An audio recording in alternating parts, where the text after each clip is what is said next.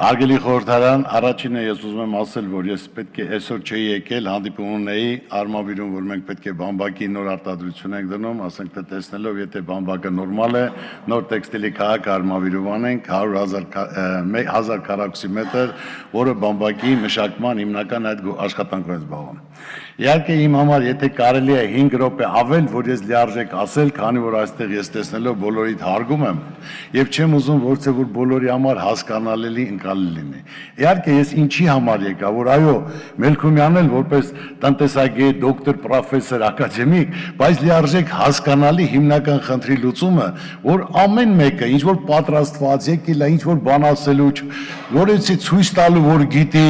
կամ ես ուզում եմ կետարկետ, կարճ եմ ասելու, պետք է բացվածքով կասեմ։ Այսօր հիմնական խնդիրը ոչ թե մենք պայքարում ենք, որ անպայման կլինկերի վրա էլ դնեն։ Մենք ուզում ենք ասենք ձեր ցավը տանեն, որոշել եք պատասխանատուն իմ քայլն է, դրեք հայտարարեք, որ դուք գտնում եք դա ավելի էժան կլինի, շահութաբեր կլինի, մենք համաձայն ենք, հիմա ես կլինկեր կբերեմ, թե ցեմենտ կարտադրեմ, դա ինչ խնդիր է։ Մենք ոչ մեկին չենք ուզում, ոչ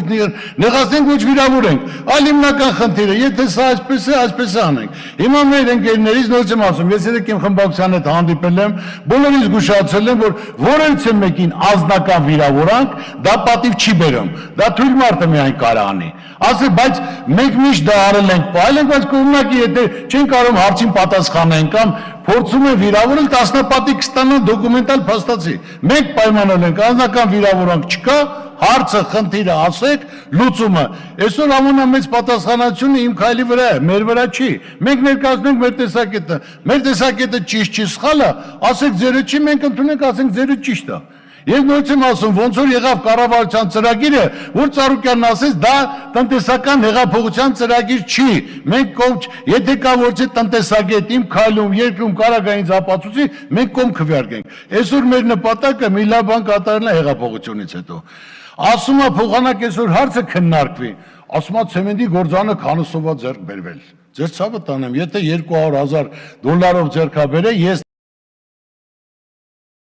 նվերտամ տվյալ հայտարարողին, թող նայի, բայց եթե չէ, մյուս օրը ինքը պետք է դրա համար պատասխան տա, ինչի համար է այդպիսի արտահայտություն անում։ Ես բոլորիդ ներկայացրել, 200,000 եթե լինի, ես նվեր եմ տալի, որպես Ծառուկյան։ Թող բարի լինի ընկերն էլ որ ասել է, դրա պատասխանը տա։ Մյուսը, պարոն Սարգսյան ջան, դուք ասացիք ինչի համար է ցեմենտը, ասենք թե այնված շատ է եղել, հիմա քիչ է եղել։ Ես հիմա այստեղից հայտարարում եմ, դուք գիտեք, որ բոլոր ցեմենտ օգտագործողներն էլ Ծառուկյանի այդ գործանից մեքենա դուրս գալացողները բոլորը շերքով կշռել են, դա քանի տոննա է։ Այսօր թող հատուկ հանձնաժողով ստեղծվի խորհրդարանից, ասենք լուսավորիցել, իմ քայլիցել, նայեն, ինչ որ ծախս արել ենք, համարժեք ինչքան է պետք մի տոննայի համար, ինչ ծախսեր է եղել, ինչքան է օգտագործվել եւ դրա դիմաց ինչքան ցեմենտ ենք ստացել։ 18 թվականին շատ ենք օգտագործել, որովհետեւ գործան ավելի շատ է աշխատել, տարվա մեջ գործան աշխատում է 2 ամիս, 3 ամիս, անցյալ տարի աշխատել է 4 ամիս, որի համապատասխան այդպես էլ եղել է։ Եթե դուք ստուգումներով նայեք, ինչքան գազ է ծախսվել, ինչքան հոսանք, մի տոննային ինչքան է պետք, եթե դա ավել է, ուրեմն ձեր ասածը ճիշտ է, որ նույնն էլ գազի հարցով դրել են, որ ասեք դեն ժամանակ այսքան գազ է օգտագործվել, հիմա այսքան է գազի կալոնկաների հետ կապված։ Ձեր ցավը տանեմ, թող նայեն, հաշվիչը կա, հարկայինի պլոմբը կա, դիսպենսերը կա դրած, այն ժամանակ ամբողջ Հայաստանում ծախում էին 160 դրամ, 170, 170, մեր գազի կալոնկաները 210-ից պակաս չի եղել, որտեղ չենք տեղավորվել։ Նայեք, եթե այդպես չի, երբ որ նոր իշխանություն եկավ 160, 170 արտացը վերացավ ամբողջ ճանապարհին, ով մեքենա ունի, դա գիտի, բայց մեր եղել է 210, 210 էլ կա։ Հիմա մյուս հարցին ես պատասխանեմ, այսօր հիմնական խնդիրը, մենք այսօր հարցը բարձրացնում ենք, թող գան նայեն։ Մենք ոչ թե ասում ենք անպայման կլինկերի վրա էլ դրեք, մենք ասում ենք խնդիրը սա է, եթե այսպես է լինելու, այսպես կլինի, մենք ուրիշ բան ձեզ չենք ասում, որ չէ պարտադիր պետք է դնեն, հիմա կլինկեր ասենք թե արտադրվել կա, ասում են, որ նոր իշխանության համար դեպքում դրա համար 10,000 էժանացավ, այդ է ցավը տանեմ, եթե էժանացավ այդ հրազդանը, ցեմենտի գործանը 48,000-ից ներքև չի կարող իջնել, ի՞նչն է պատճառը։ Հիմնականի չէ, որովհետև հարցը բարձրացեցինք, իրոք աջակցել են, նույնը եղել է հին իշխանության օրոք։ $200 հարկման գինեին դրել, Թուրքիային դրել, որը ճանապարհի վրա, ասենք դա կա 17 թվականից։ 17-ին այնտեղից մուտքագործ է 40,000 տոննա, 18-ին մուտքագործ է 170,000 տոննա եւ հիմա ասենք թե գնալով ավելանում է։ Ասում են Պարսկական ցեմենտը ավելի որակյալ է։ Դու ձեր ցավը տանեմ, պարսկական ցեմենտը եւ ավելի որակյալ է։ Այսօր ոնց է բոլորը ասեն կարգադրություն են ստացել, Բալկանները հանկարծ պարսկական ցեմենտով չանեք։ Պարսկական ցեմենտի առավելությունը նա է, որ գիպսը մեջը շատ ավելի շուտ է սվաղչիների համար, ցեխը չորանում է, դրա համար դա թե չի ցանկացած ներկրող իր տան համար մեզ մոտից է ցեմենտ տանում։ Այդպես չի որ ասենք թե ու ասում են ավելի էժան կլինի։ Հիմա այսօր պարսկական ցեմենտն ու մեր տեղական նույն գինն է։ $500, $500 դրամի տարբերություն է։ Բայց եթե մենք արտադրությունը կանգնացեցինք, դա դառնալու է ինքնիքյան ավելանալու է։ Պարբերաբար ամեն շաբաթ, ամեն ամիս։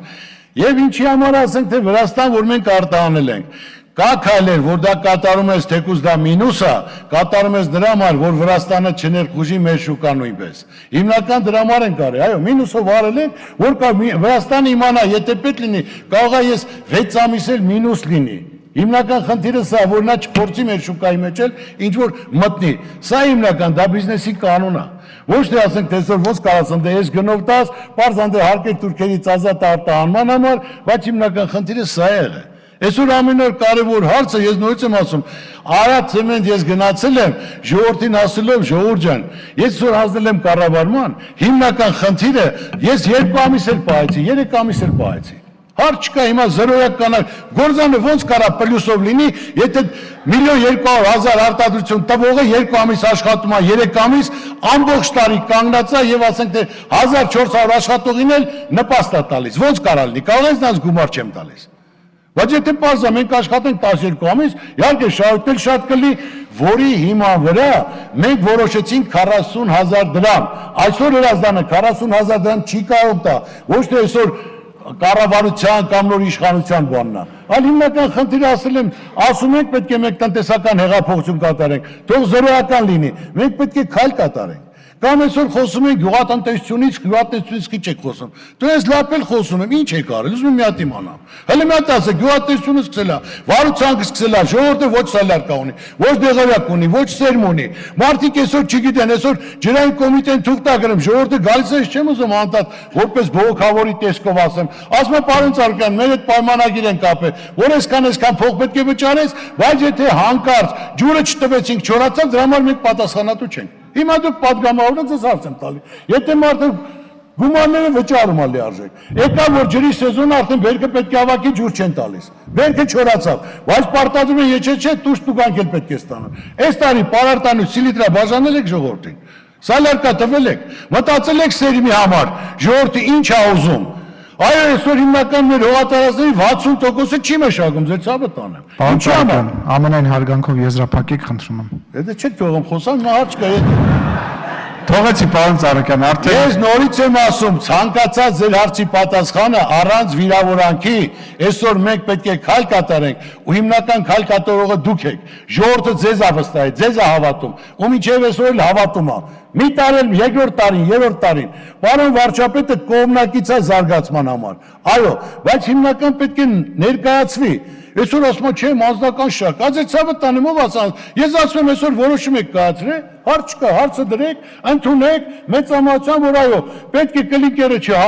դուրս չվճարի, մենք ինչ ենք ասում, թող չվճարի ցավը, շինարարությունն էժան կլինի, ավելի շատ տներ կկառուցեն, ամեն ինչ կանեն։ Բայց դա այդպես է կանում, մենք դա ենք ասել, դաժե ես իմ падգամավորին չեմ ասել, հանձնաժողովի քննարկման ժամանակ գնացեք ասեք, ասեն ոնց կորոշեն։ Էկոնոմիկայի նախարար նստած սա տեղյակ է, որ պետք է լիներ 30,000, բայց ես ասել եմ քայլ եմ կատարում, թող 22,000 լինի։ Հրազդանը փակվելու է 48,000, վեժան չի վաճառում։ Ու այսօր պարսկական ցեմենտը 40,000-ից 39,000-ից էժան չի վաճառում։ Սա հիմնական խնդիրները։ Դուք որոշեք, դուք ասեք, մենք էլ խնդիր չկա ձեր ասածով, ոչ այսօր ուզում ենք հայքարենք, հայտարարենք, ոնց ուզում եք, բայց հայրություն իմանա, որ այսօր թե գաշությունը կզարգանա, թե այսօր ժողովուրդ, ես իմ ժողովրդին էլի կպահեմ։ Նոր գործան եմ կառուցում Արադ ցեմենտի գործանի կողքը, սիլիցիումի գործան։ Էլի խնդիրներ են ստեղծես 6 ամիսա 20%-ը փոխանցել ենք, որ սիլիցիումի արտադրություն տնենք, մեկը թուղթը չի տալի, մեկը հողի կարգ փոխել է Ծառուկյաննա ձգումը։ Այսօր եթե ցանկացած ներդրողի համար պետք է նպաստավոր պայման լինի։ Եթե մարդ եկել է գումար դնելու, արագ պետք է հնարավորություն տա, որ մարդը կառուցի։ Շնորհակալություն, պարոն Ծառուկյան։ Չէ, լավ, ես դրսում Արդեն երրորդ տասնյակն է։ Օրանա ես ասեմ հիմնական խնդիրը հարգելի փոխնախագահ, պետք է դուք թույլ տաք մարդը հարցը պատասխան ասի, ես բոլորին էլ հարգում եմ, բոլորն էլ ուզում են լավ բան անեն, բայց մարդը պետք է տեղի։ Ես թույլ եմ տալու, օրենքը թույլ չի տալիս, պարոն Ծառուկյան։ Հարցով մասնագետ, խնդիր, լուծում, առաջարկ, դա կլինի տնտեսական հեղափոխության համար, սաղ էլ նվիրալներ են, բայց կարևորը ոչ թե նվիրալ լինելը, միայն էլ պետք է հասկանալ ոլորտից համապատասխան ինչ պետք է արվի, ինչի դիմաց ինչ պետք է ստանան, որտեղ ժողովուրդը անապեր, ասեմ, ես իմ ժողովրդին տեսել եմ, 3 օր անձրևի տակ կանգնած են, թարսի պես էլ անձրև էր գալի։ Ասեմ գնացեք կգամ, չէ Ծառուկյան ջան, սպասում ենք։ Մարդը չգիտի վաղը վարկը ոնց պետք է փակի, ձեր ցավը տանեմ։ 650,000 ընտանիք ունենք, 1,5 միլիոն վարկառ ունենք։ Մարդիկ գոյատևում են, այսօր մարդիկ չեն կարողանում լիարժեք։ Շնորհակալություն, պարոն Ծառուկյան։